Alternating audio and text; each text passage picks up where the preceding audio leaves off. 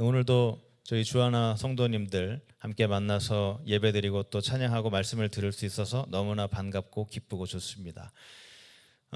저희가 오늘은 한 가지 이야기를 드리면서 말씀을 시작하려고 합니다.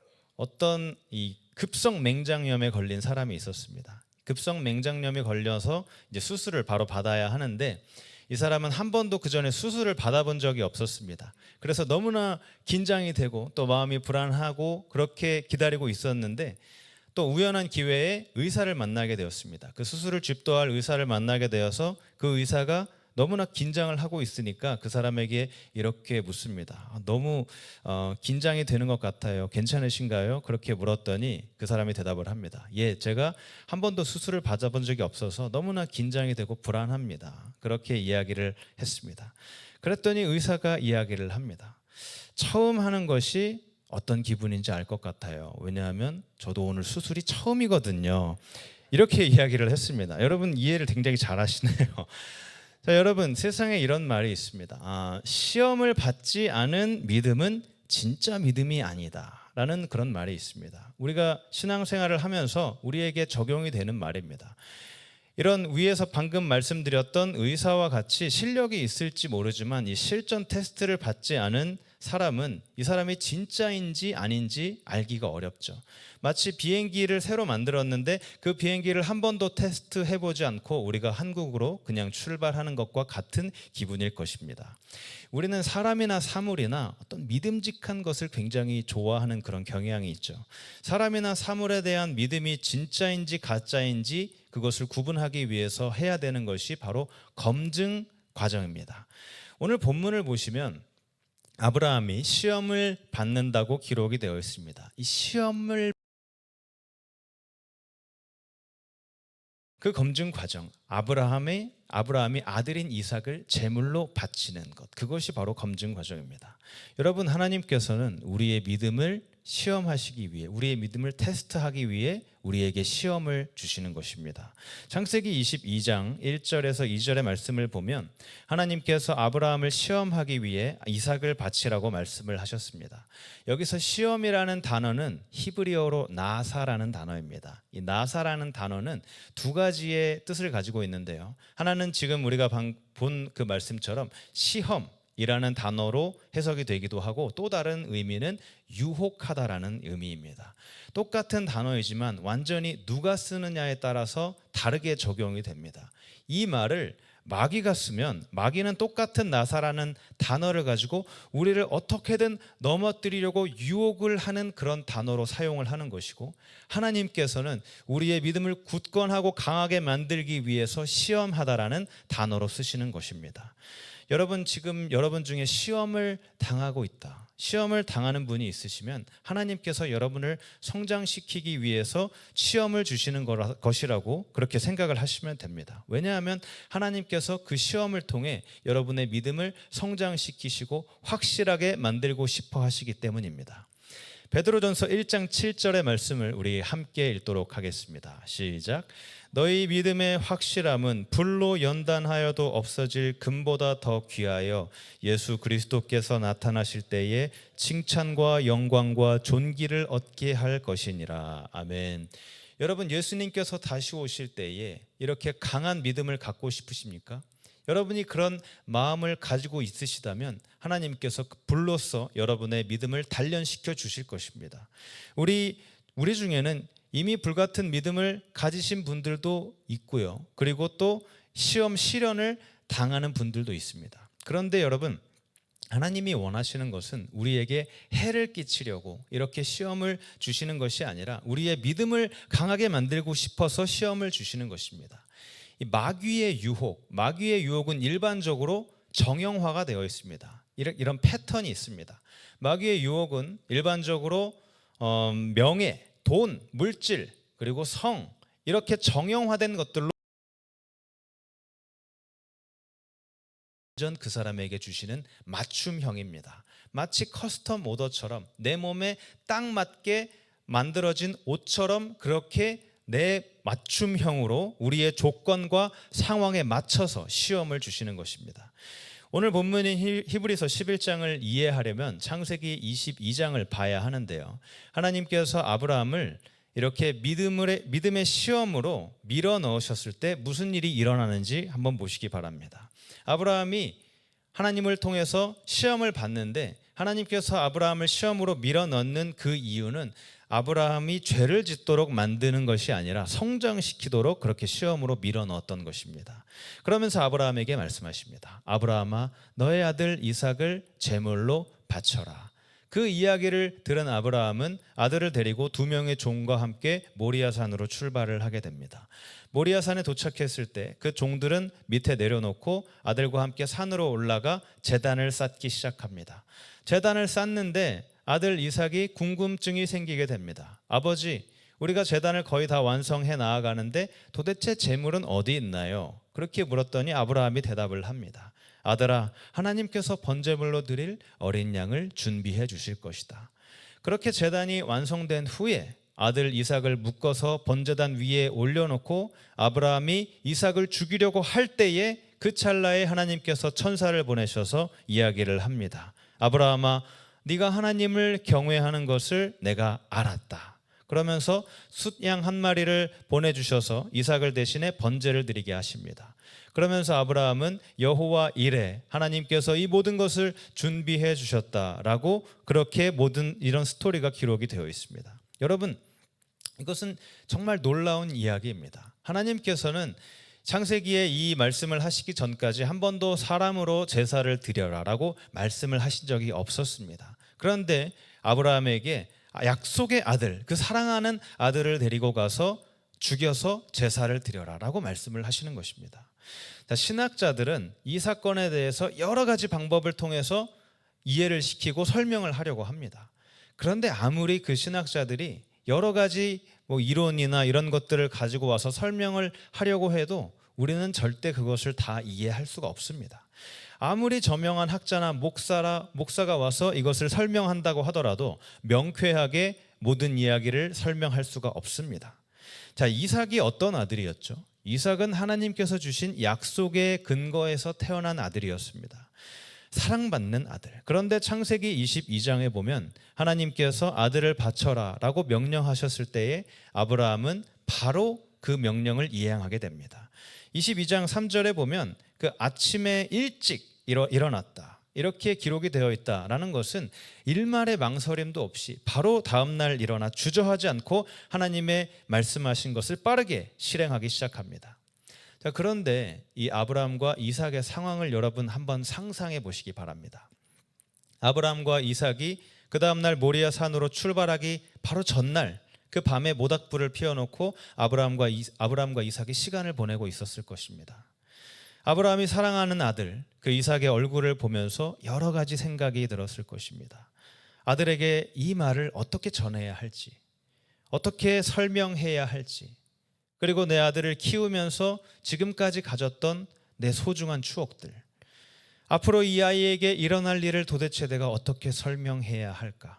그리고 또 제물로 바칠 때 아들이 아브라함을 바라보는 그 마지막 표정은 어떨지, 이 아브라함의 그 마음을 여러분 한번 상상해 보시기 바랍니다. 여러분, 하나님께서는 여러분을 깜짝 놀라게 할 만한 것들을 가지고 여러분의 믿음을 시험하십니다. 그런데 이것을 시험을 주실 때에 잘못된 일, 나쁜 일을 포기하라, 이렇게 하시는 것이 아니라 좋은 일을 포기하라, 그렇게 말씀을 하십니다. 하나님께서 우리에게 나쁜 것을 하지 마라, 우리에게 좋지 않은 것을 하지 마라 라고 말씀하시면 우리가 상대적으로 그것을 쉽게 할 수 있습니다. 상대적으로 쉽게 할 수 있습니다. 예를 들어서 거짓말하지 말아라, 도둑질하지 말아라, 간음하지 말아라, 범죄하지 말아라, 이렇게 말씀하시면 상대적으로 쉽습니다. 그런데 하나님께서 시험을 위해서 우리에게 그런 것을 요구하시지 않습니다. 하나님께서 우리에게 요구하시는 것은 아브라함에게 그 한 가지 소유, 정말 귀중한 아들을 주셨는데 하나님께서는 그 약속의 아들, 약속의 근거에서 아브라함에게 그것을 주셨습니다. 내가 너로 큰 민족을 이루게 하겠다. 너는 세상의 복의 근원이 될 것이다. 이 아브라함의 약속은, 그 하나님의 약속은 아브라함의 소유인 이삭을 통해서 이루어지게 됩니다. 하나님께서 아브라함에게 지난주에 제가 말씀드린 것처럼 내가 할 것이다, 내가 할 것이다 이렇게 말씀하시면서 약속을 주셨습니다. 그런데 지금 하나님께서는 약속하고 주셨던 이 모든 것을 뭐라고 말씀을 하시는 거죠? 다시 돌려달라, 나에게 돌려달라라고 말씀을 하시고 있는 것 같아 보입니다. 우리가 신앙생활을 하면서 여러분, 신앙생활을 위해 포기해야 할 것들이 참 많이 있습니다. 예를 들어서 낚시를 너무 좋아하시는 분들은 주일날 낚시를 하는 것을 내가 신앙생활을 위해서 내가 포기를 한다. 그리고 골프를 너무 좋아하시는 분들은 내가 주일날 하나님께 신앙생활을 제대로 하기 위해서 주일 골프하는 것을 포기한다. 이런 것들, 신앙생활을 하면서 주님을 위해 포기하는 것들입니다. 그런데 아브라함의 시험, 아브라함의 이 믿음의 시험은 포기하는 것이 아니라 받은 것을 다시 돌려주는 것이었습니다.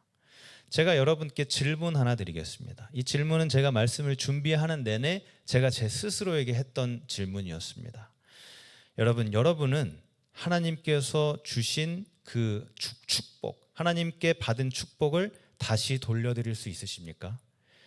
하나님께서 여러분에게 주신 그 축복을 기꺼이 아무 거리낌 없는 마음으로 다시 돌려드리실 수 있습니까? 바로 오늘 이 질문이 아브라함에게 갔던 것입니다. 저는 오늘 여러분에게 여러분의 마음에 세 가지 질문을 드리면서 하나님의 말씀을 나누려고 합니다. 첫 번째 질문은 방금 전에 드렸던 질문입니다. 하나님께서 주셨던 것을 다시 하나님께 돌려드릴 수 있는가? 본문 17절에 보면 아브라함의 시험은 하나님께서 주신 선물인 이삭으로부터 오게 됩니다. 하나님의 시험은 이런 것입니다. 아브라함이 하나님보다 이삭을 더 사랑하는지, 아브라함이 선물을 주신 분보다 선물을 더 사랑하는지, 하나님이 두 번째 자리로 가는 것은 아닌지, 이런 것들을 알아보는 시험이었습니다. 여러분, 하나님께서는 절대로 우리 삶의 두 번째 자리로 가는 것을 원하시지 않습니다. 많은 사람들이 하나님께 이런 이야기를 합니다. 하나님, 제가 하나님을 위해서 제 마음에 한 자리를 마련해 놓았습니다. 그 자리에 와서 하나님 차지해 주세요. 그런데 분명히 말씀드리지만 하나님께서는 여러분의 삶에 그렇게 만들어진 자리에 절대로 가고 싶어 하지 않으십니다. 하나님은 그것을 원하시지 않습니다. 하나님께서 원하시는 것은 우리의 삶의 첫 번째 자리로 가는 것입니다. 많은 그리스도인들이 삶 속에서 하나님과 함께하고 또 하나님과 동행하고 싶어 합니다. 그런데 그런 삶을 살기를 원하면서 이렇게 고백하는 사람은 별로 없습니다. 하나님, 저는 세상 어떤 것보다도 하나님을 가장 사랑합니다. 이렇게 고백하는 사람은 많지 않습니다. 여러분, 우리는 우리가 받은 이 축복이 저주로 바뀔 수도 있다는 그 마음을 항상 가지고 살아야 합니다. 말라기 2장 2절의 말씀을 우리 함께 읽도록 하겠습니다. 시작. 너희가 나의 말을 명심하여 듣지 않고서 내 이름을 존귀하게 여기지 않으면 내가 너희에게 저주를 내려서 너희가 누리는 복을 저주로 바꾸겠다. 나 만군의 주가 말한다. 너희가 받은 복을 내가 이미 저주로 바꾸었으니 이것은 너희가 내 말을 명심하지 않았기 때문이다. 여러분, 축복이 저주가 될 수도 있습니다. 너희가 내 말을 명심하지 않아서 너희의 받은 복을 내가 저주로 바꾸었다고 하나님께서 말씀하셨습니다. 우리가 살아가는 지구상에서 가장 많은 축복을 받은 나라가 어디일까요? 지금 우리가 살고 있는 미국일 것입니다. 이 미국은 정말 많은 하나님의 축복을 받은 나라입니다. 그런데 지금 미국을 보면 하나님의 축복이 저주로 바뀌고 있는 것 같아 보입니다. 미국은 정말 큰 축복을 받았는데 지금 하고 있는 일들은 하나님을 무시하고 멸시하는 일을 행하고 있습니다. 이 사회적으로 일어나는 이런 악한 일들, 또 부도덕함, 그리고 타락함, 또 성적으로 타락함, 그리고 동성애 문제, 심지어 교회 안에서까지 동성애 목사 안수를 허용하며 하나님께서 만드신 이 창조의 섭리를 무시하고 어기고 있습니다. 미국은 정말 많은 축복을 받았지만 지금 현재 하고 있는 일들은 축복을 주신 하나님을 잊어버리고 그 주신 축복에만 관심을 가지고 있습니다. 이럴 때에 속히 하나님께로 다시 돌아가지 않으면 하나님께서 말라기에서 말씀하셨던 그 일을 일으키실 수도 있습니다. 축복을 저주로 바꾸실 수도 있습니다. 저는 그 사실이 굉장히 무섭습니다. 왜냐하면 저와 우리의 자녀들이 살아가는 곳이 바로 이곳이기 때문입니다. 하나님께서는 절대 2등의 자리를 원하시지 않습니다. 아브라함이 이삭을 사랑하는 것은 결코 잘못된 것이 아닙니다. 아브라함이 이삭을 사랑하는 것처럼 저도 저희 아이들을 너무나 사랑합니다. 때로는 이 사랑이 너무 과해서 그것을 괴롭히는 것으로 나타나기도 하고 또 장난을 많이 치기도 해서 그렇죠. 여러분도 여러분의 자녀들과 손주들을 여러분의 마음을 다해서 사랑하는 것을 제가 정말 잘 알고 있습니다. 그런데 여러분, 한 가지 우리가 꼭 명심해야 할 것이 있는데, 하나님을 전심으로 사랑하지 않고서 여러분의 자녀를 전심으로 사랑할 수 없다는 것입니다. 하나님께서는 아브라함에게 이삭을 사랑하느냐라고 묻지 않으십니다. 하나님은 아브라함이 이미 이삭을 사랑하는 것을 너무나 잘 알고 있었습니다. 그런데 하나님께서 알고 싶어 하시는 것은, 아브라함아, 네가 이삭보다 나를 더 사랑하느냐, 이 질문이었습니다. 요한복음 21장에 부활하신 예수님께서 제자들에게 나타나셔서 베드로에게 물으셨습니다. 베드로야, 네가 다른 사람들보다 나를 더 사랑하느냐? 이 질문을 하셨던 것은, 어떤 사람들은 이 질문이 다른 제자들이 나를 사랑하는 것보다 네가 수제자니까 네가 가장 나를 많이 사랑하느냐, 이렇게 묻는다고 생각을 합니다. 그런데 저는 그렇게 생각을 하지 않습니다. 저는 예수님께서 바닷가에 서셔서 부활하셔서 나타나셔서 베드로에게 이렇게 물었다고 생각합니다. 베드로야, 너는 네가 네 옆에 있는 형제들을 사랑하는 것보다 나를 더 사랑하느냐? 너는 네가 잡은 고기보다, 고기를 잡을 수 있는 이 배보다, 그리고 네가 가진 이 어떠한 것들보다 나를 더 사랑하느냐? 이렇게 물으셨던 것입니다. 믿음의 시험, 이 믿음의 시험은 사랑하는 것과 싫어하는 것 사이에서 오는 시험이 아닙니다. 믿음의 시험은 사랑하는 것과 사랑하는 것 사이에서 옵니다.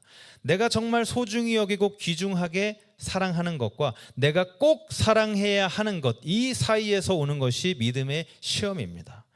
설교를 준비하면서 제가 제 스스로에게 계속해서 물어야 했던 질문이 있었습니다. 그 질문은, 나의 마음속에 예수님에 대한 사랑보다 더 큰 것이 있는가? 예수님보다 더 사랑하는 것이 있는가? 이 질문을 여러분도 여러분 스스로에게 한번 해보시기 바랍니다.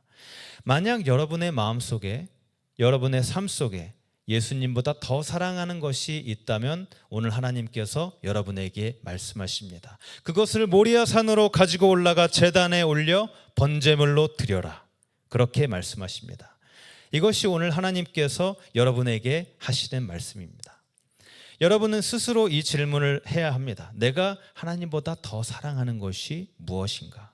저는 가끔 생활을 하면서 예수님을 향한 제 마음이 조금 차가워지거나 또 목회를 하면서 문제가 생기거나 삶을 살아가면서 문제가 생길 때 이 질문들을 하곤 합니다. 하나님보다 내가 더 사랑하는 것이 있는가? 무슨 죄를 지었길래 내가 이런 어려운 일을 당하나라고 생각하는 것도 있지만, 제가 보통 하는 것은 제가 받은 복을 이렇게 한번 세어보는 것입니다. 생각을 하고 그것을 리스트로 작성을 합니다. 내 생명, 내 건강, 내 부모님, 또 내 가족들, 내 아내, 자녀들, 그리고 또 목회를 할 수 있는 이런 능력을 주신 것, 또 이렇게 아름다운 벨리 주하나 교회를 섬길 수 있는 행복을 주신 것, 그리고 행복, 집, 옷, 또 자동차, 이런 종류의 축복들을 쓰고 그것을 하나님께 드리는 것입니다. 하나님, 이 모든 것들은 하나님께서 주신 축복이고 저는 그 축복을 하나님께 드립니다. 자, 여러분께 질문 하나 더 드리도록 하겠습니다. 하나님께서 여러분에게 주신 것 중에서 만약 하나님께서 다시 그것을 돌려달라고 하실 때, 내가 이것은 절대 다시 돌려드릴 수 없다라고 하는 것이 있으십니까? 정말 어려운 질문입니다. 세상에서 제일 나쁜 게 뭐죠? 제일 나쁜 게 줬다 뺏는 겁니다. 줬다 뺏는 게 제일 나쁜 거죠. 제 아들이 언젠가 제 아내에게 자기가 쓰던 이어폰을 줬습니다. 자기가 이제 안 쓴다고 준 적이 있습니다. 그것이 이 삼성 휴대폰에 전용으로 쓸 수 있는 갤럭시 이어폰인데, 이게 액티브 노이즈 캔슬링이라는 기능이 있어서 카페 같은 곳에 공부할 때 쓰면은 주변 소리가 잘 안 들려서 집중해서 일을 할 수 있게 해주는 그런 기능을 가진 이어폰이었습니다. 그래서 제 아내가 야 좋다 그러고 쓰고 있었는데 갑자기 그 다음날 아침에 일어나서 아침부터 이어폰을 찾더니 안 되겠다 그러고 다시 가져가는 거예요. 그랬더니 제 아내가 세상에 줬다 뺏는 게 어디 있냐 이렇게 저희 아들에게 따졌습니다. 그런데 여러분, 하나님께도 우리가 똑같은 말을 할 수 있습니다. 하나님, 우리에게 줬던 것을 어떻게 다시 뺏어갈 수 있겠습니까? 그렇게 말할 수 있죠. 그런데 이 문제는 우리가 사실 어떻게 할 수 있는 것이 아닙니다. 우리가 관여할 수 있는 것이 아닙니다. 다시 한번 스스로에게 질문해 보시기 바랍니다. 하나님께서 주신 것 중에 하나님께서 다시 돌려달라고 하실 때 내가 이것만은 도저히 돌려드릴 수 없다라고 하는 게 있으십니까? 여러분, 하나님께서 여러분에게 주신 것은 다시 하나님께 돌려드릴 수 있어야 합니다. 하나님께서 우리에게 주지 않으신 것은 우리에게 필요 없기 때문에 그것을 안 주신 것입니다. 다시 한번 말씀드리겠습니다. 하나님께서 여러분에게 주신 것은 다시 하나님께 돌려드릴 수 있어야 합니다. 아브라함아, 내가 이삭을 너에게 주었다. 이삭을 다시 나에게 바쳐라. 이렇게 아브라함이 그런 일을 했던 것처럼 말입니다. 자, 두 번째 질문입니다. 하나님께서 나를 향한 목적이 있는데 그 목적을 다시 가져가실 수 있는가? 입니다. 본문 17절과 18절을 보면 하나님의 계획과 목적이 있습니다. 계획은 아들을 주시는 것이었고 그 목적은 아브라함의 후손들이 대를 이어서 태어나게 하는 것입니다. 그 계획과 목적을 들은 아브라함이 생각합니다. 좋아. 이제 하나님께서 그 나에게 주신 약속이 잘 이행이 되고 있는 것 같다. 나에게 아들을 주셨으니 그 아들이 또 아들을 낳고 그 아들이 또 아들을 낳고 아들을 계속 낳아서 믿음의 후손들이 생기게 되겠구나. 하나님의 계획이 잘 이루어지고 있구나. 그렇게 생각하는 찰나에 갑자기 청천벽력과 같은 이야기가 떨어집니다. 너의 아들을 바쳐라. 도저히 이해가 되지 않는 일이었죠. 아브라함의 머리로 또 사람의 머리로 도저히 이해가 되지 않는 일이었습니다. 아브라함이 속으로 이렇게 생각했을 것입니다. 도대체 하나님에 대한 믿음이 무엇일까? 여러분, 믿음이 무엇일까요? 믿음은 순종입니다. 이유를 꼭 알아야 할 필요가 없는 그런 것이 바로 믿음입니다. 순종은 우리의 신뢰와 믿음의 증거입니다. 하나님의 말씀이 있다는 것을 알면 우리는 머리로 판단하는 것이 않고 그냥 순종하는 것입니다.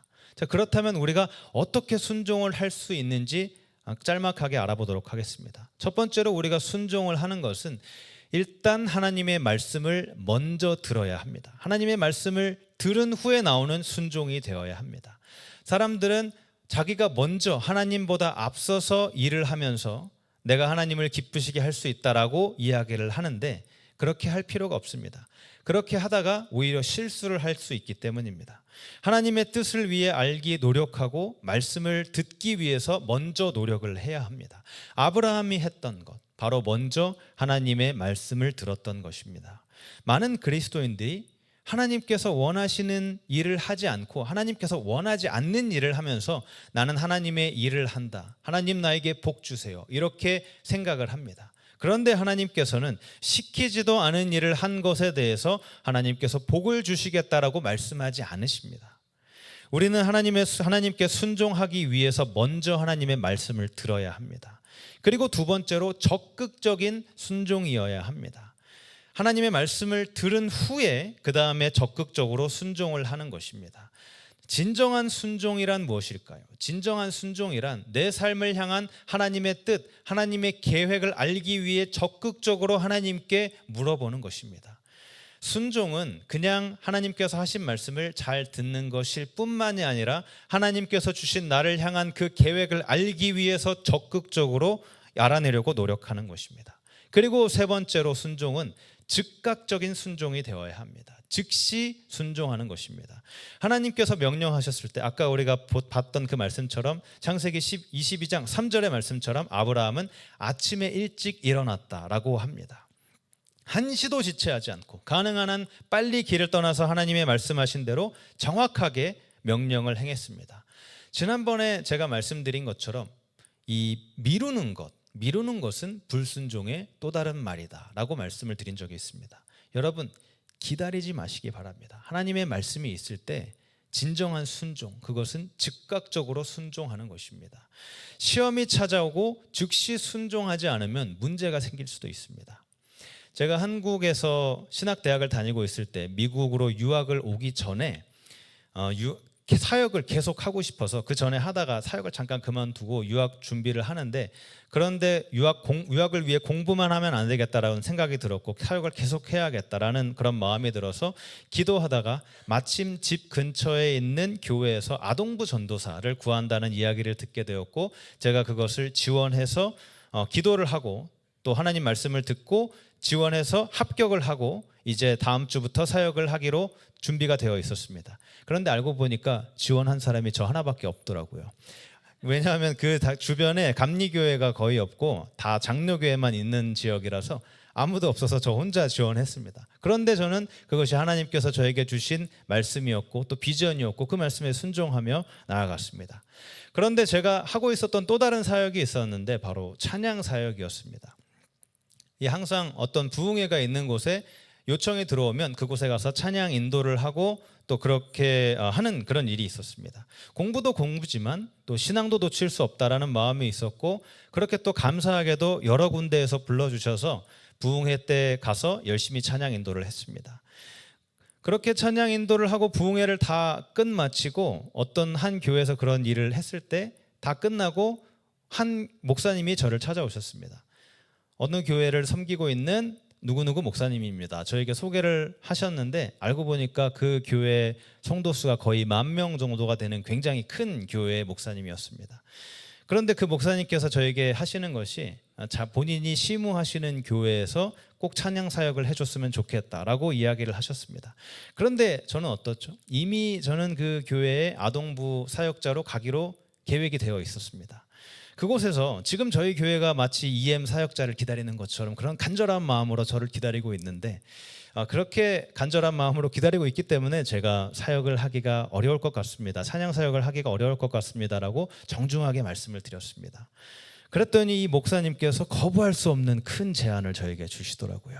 처음에 가기로 한 교회 사례금이 70만 원이었는데 월 70만 원이었는데 금요일 주일만 오고 월 150만 원을 주겠다라고 이야기를 하셨습니다. 자, 제 마음속에 인간적인 그런 갈등이 막 일어나기 시작합니다. 제가 그 이야기를 듣고 나서 그러면 생각해보고 말씀드리겠습니다라는 말이 이 목구멍까지 올라왔었습니다. 그런데 제가 아동부 전도사를 어떻게 가게 됐죠? 기도하고 응답을 받고 들어가게 된 곳이었고, 하나님께서 제가 그곳에 가기를 원하시는 것을 깨닫게 되었습니다. 그러면서 또 마음속에 주시는 것은, 야, 너 이거 시험이야. 이 시험에 걸려 넘어지지 마. 이런 마음을 주셨습니다. 이 모든 것이 짧은 그 몇 초 내에 이루어졌던 일이었습니다. 그러면서 또다시 정중하게 또 예의 바르게 거절을 했습니다. 그랬더니 목사님이 별로 기분이 좋지 않은 얼굴을 하시고 떠나가셨습니다. 자, 이 에피소드는 제가 잘했으니까 저를 칭찬해 주세요라고 말씀드리는 의미로 하는 것이 아니라, 그런 시험이 오면 즉시 순종해야 한다는 것을 말씀드리기 위한 저의 짤막한 간증이었습니다. 그리고 저는 유학 오기 전까지 그 교회에서 정말 행복하게 아이들과 예배를 드리고 또 그렇게 생활을 했습니다. 통기타 클래스, 저희가 또 그때 당시에 20명 정도 있었는데 바로 앞에 초등학교가 있어서 토요일마다 떡볶이를 왕창 싸들고 가서 떡볶이 전도를 하면서 그렇게 사람을 계속 낚았습니다. 사람을 낚는 어부가 되어서 열심히 낚아서 한 40명, 50명 정도로 갑자기 부흥을 했습니다. 그리고 통기타 클래스도 열어서 저희가 방금 방문하셨던 박덕순 성도님께 불러드렸던 우리 아주 먼 옛날 이런 찬양을 10명이 모여서 통기타로 다 연습을 하고 연합예배 때 특송으로 연주를 하기도 했고요. 또 담임 목사님께서 제가 찬양을 좋아한다는 것을 아시고 그 당시에 오후 예배가 있었는데 그 오후 예배를 찬양 예배로 만들어 주셨습니다. 그래서 제가 같이 하고 있었던 그 아이들을 다 교육을 시켰습니다. 드럼 연습시키고 베이스 연습시키고 일렉 기타는 제가 할 줄 몰라서 못했어요. 그래서 이렇게 찬양팀을 만들어서 찬양 예배 아이들을 데리고 다 같이 찬양을 하니까 너무 행복하고 그렇게 즐겁게 목회를 했던 시간이었습니다. 여러분, 이 순종은 하나님의 말씀을 듣고 적극적으로 또 즉시 순종하는 것입니다. 아브라함에게 순종하는 것은 정말 어려운 일이었습니다. 그렇지만 그 말씀을 듣고 적극적으로 순종했던 그 믿음, 그 순종, 그것이 여러분의 믿음과 순종이 되시기를 주님의 이름으로 축복합니다. 자, 마지막 질문입니다. 하나님께서 나에게 주신 약속도 다시 돌려드릴 수 있는가? 다시 본문으로 돌아가 아브라함이 믿음으로 이삭을 바쳤다고 이야기를 합니다. 이 약속은 처음에 받은 약속과 완전히 다른 약속이었습니다. 처음의 약속은 이 아들을 통해 네가 복을 받을 것이다, 네가 복의 근원이 될 것이다 라고 말씀을 하셨고, 또 18절에 이삭을 통해 너의 자손들이 태어날 것이다 라고 말씀하셨는데 이런 일이 벌어지게 된 것입니다. 그런데 아브라함이 19절에 뭐라고 말씀을 하시죠? 19절의 말씀을 같이 읽겠습니다. 시작. 하나님께서는 이삭을 죽은 사람들 가운데서도 되살릴 수 있다고 아브라함은 생각했던 것입니다. 여기까지만 읽겠습니다. 아브라함은 이미 그 전부터 불가능을 가능하게 하시는 분이 하나님이라는 것을 알고 있었습니다. 왜냐하면 100살의 아들을 낳았기 때문입니다. 자, 산부인과에서 100살 된 할아버지가 아들이다 하고 나오는 장면을 한번 생각해 보시기 바랍니다. 그럼 옆에 있는 사람이 어떨까요? 이 할아버지가 손자를 갖다가 아들이라고 잘못 얘기하고 있는 것 같네, 이렇게 생각을 하겠죠. 그리고 사라를 보시기 바랍니다. 사라의 나이가 90세였습니다. 이 90세, 이미 사라는 폐경기를 한참 지나고 또 그래서 아이를 더 이상 가질 수 없는 몸이었습니다. 그럼에도 아브라함은 하나님이 기적의 하나님이라는 것을 알고 있었습니다. 그런 믿음은 정말 흔들리지 않는 그런 확고한 믿음이었습니다. 그런데 아브라함은 하나님께서 어떻게 이 약속을 지키실지는 그 방법은 알지 못했습니다. 그럼에도 불구하고 하나님께서 확실하게 지키실 것이다라는 것을 알았고 하나님께서 약속대로 아들을 주셨습니다. 아브라함은 하나님은 아브라함이 이삭을 제물로 바치도록 놔두지 않으셨습니다. 왜 그러셨을까요? 하나님이 원하셨던 것은 이삭이 아니라 아브라함이었기 때문입니다.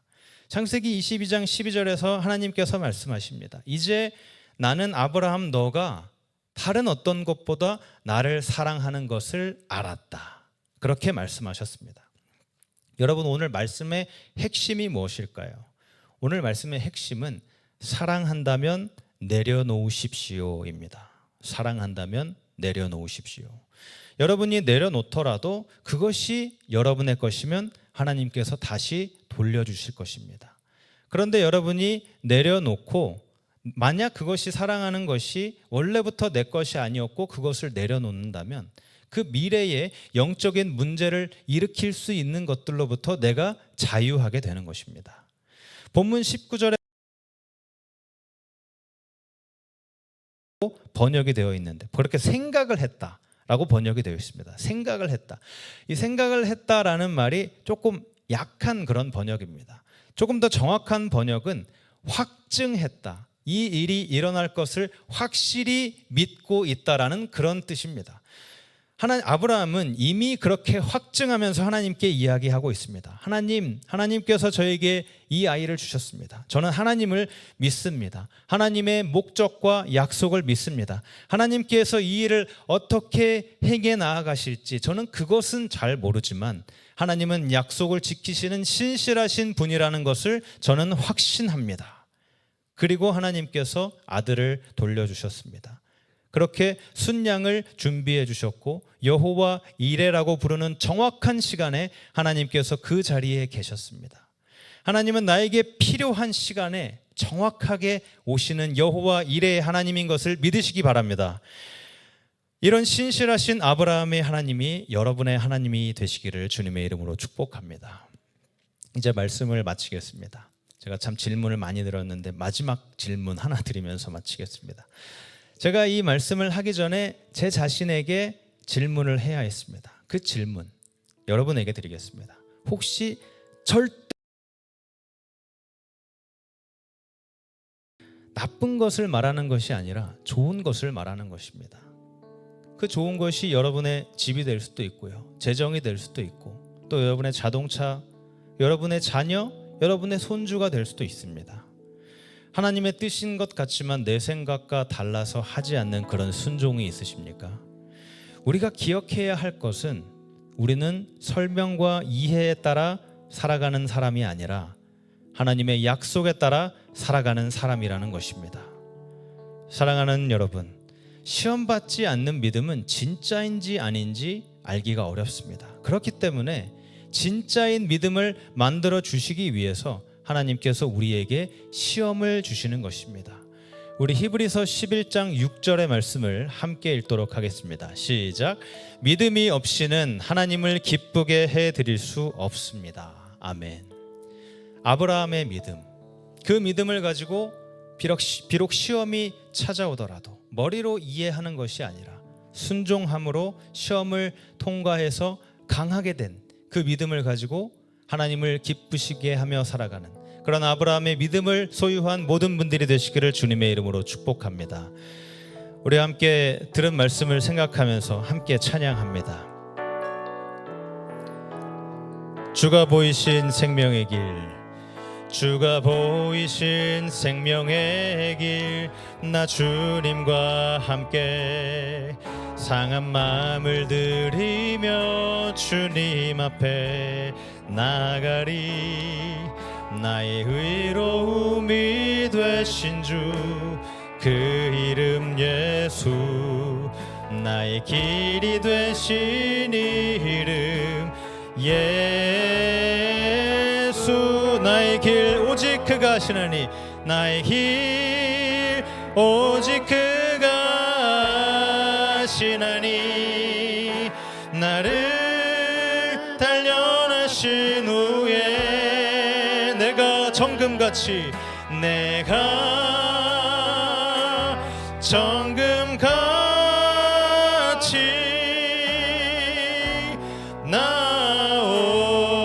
나오리라. 나의 길 오직 그가 하시나니, 나의 길 오직 그가 하시나니, 나를 단련하신 후에 내가 정금같이 나오리라.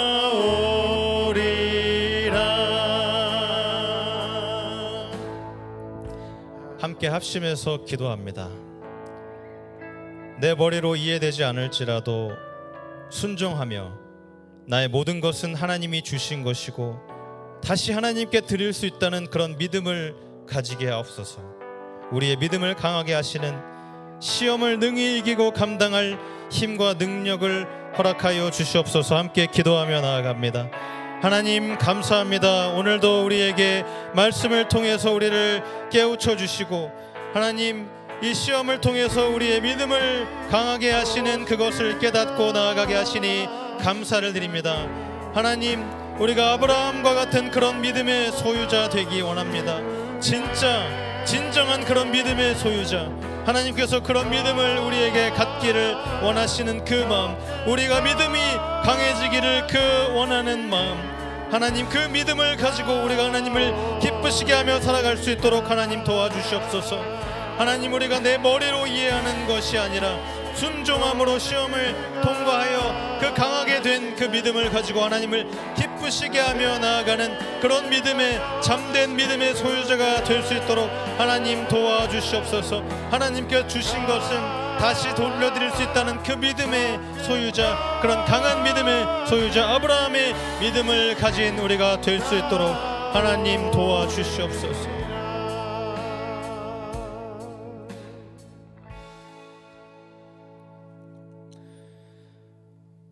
사랑의 하나님, 우리에게 시험을 주셔서 우리의 믿음을 강하게 하시고 주님께 감사와 찬양을 올려드립니다. 하나님, 우리에게 진정하고 확고한 믿음을 갖기 원하시는 하나님, 그 시험을 감당할 수 있는 힘을 허락하시고, 시험이 나에게 주시는, 하나님께서 주시는 나의 시험이라는 것을 깨닫게 하시고, 비록 내 머리로 이해하기 힘들지라도 순종하며 나아갈 때에 아브라함과 같은 믿음을 허락하여 주시옵소서. 하나님께서 베푸신 모든 것이 하나님의 것임을 다시 한번 깨닫고, 내 생각과 내 계획과는 다르지만 우리에게 하신 약속과 언약을 신실하게 지키실 하나님을 믿고 의지하며 나아가는 사랑하는 주님의 백성들 되게 하여 주시옵소서. 몸이 아파 신음하고 괴로워하는 모든 분들을 위해서 기도합니다. 하나님, 건강을 통해 주시는 이 시험이라는 것을 깨닫게 하시고 감당하게 도와주시고 시험을 통과하여 하나님 보시기에 복되고 아름다운 믿음의 소유자 되도록 축복하여 주시옵소서. 예수님의 이름으로 기도드립니다. 아멘.